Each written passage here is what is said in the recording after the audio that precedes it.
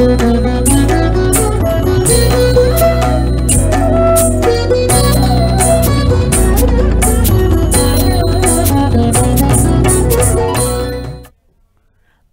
శ్రీవారి సాలకట్ల బ్రహ్మోత్సవాలు అంగరంగ వైభవంగా జరుగుతున్నాయి.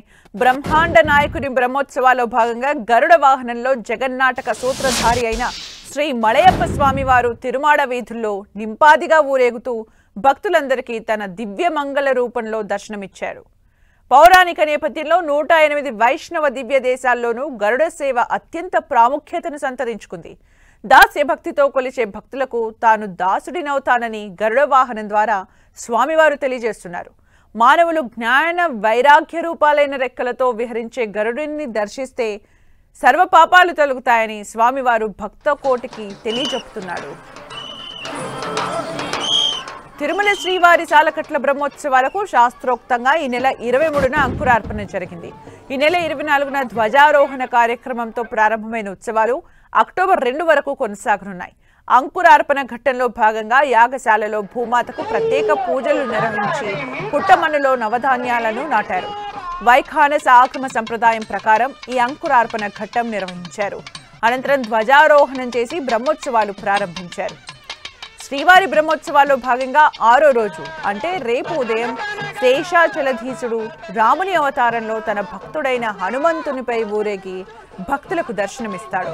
హనుమంతుడు భగవద్ భక్తుల్లో అగ్రగణ్యుడు.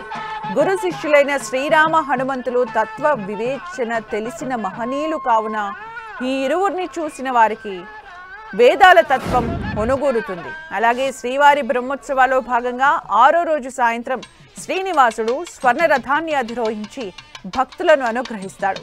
స్వర్ణరథం స్వామికి అత్యంత ప్రీతిపాత్రమైంది. శ్రీవారి బ్రహ్మోత్సవాల్లో భాగంగా 6వ రోజు రాత్రి వెంకటాద్రీశుడు గజవాహనంపై తిరువీధుల్లో ఊరేగుతూ భక్తులకు అభయమిస్తాడు. శ్రీవారిని గజేంద్రుడు మోస్తున్నట్లు భక్తులు కూడా నిరంతరం శ్రీనివాసుని హృదయంలో పెట్టుకుని శరణాగతి చెందాలని ఈ వాహన సేవ ద్వారా తెలుస్తోంది. బ్రహ్మోత్సవాల్లో 7వ రోజు సెప్టెంబర్ 30 ఉదయం సూర్యప్రభ వాహనంపై శ్రీమన్నారాయణుడు తిరుమాడ వీధుల్లో విహరిస్తూ భక్తులను కటాక్షిస్తారు. సూర్యుడు తేజోనిధి, సకల రోగ నివారకుడు, ప్రకృతికి చైతన్య ప్రదాత. సూర్యప్రభ వాహనంపై శ్రీనివాసుని దర్శనం వల్ల ఆరోగ్య, విద్య, ఐశ్వర్యం, సంతానం వంటి ఫలాలు సూర్యదేవుని అనుగ్రహం వల్ల భక్త కోటికి సిద్ధిస్తాయి. అలాగే శ్రీవారి బ్రహ్మోత్సవాల్లో 7వ రోజు రాత్రి శ్రీ స్వామివారు చంద్రప్రభ వాహనంపై విహరిస్తూ తన రాజసాన్ని భక్తులకు చూపుతాడు. చంద్రుడు శివునికి శిరోభూషణమైతే ఇక్కడ శ్రీహరికి వాహనంగా ఉండడం విశేషం.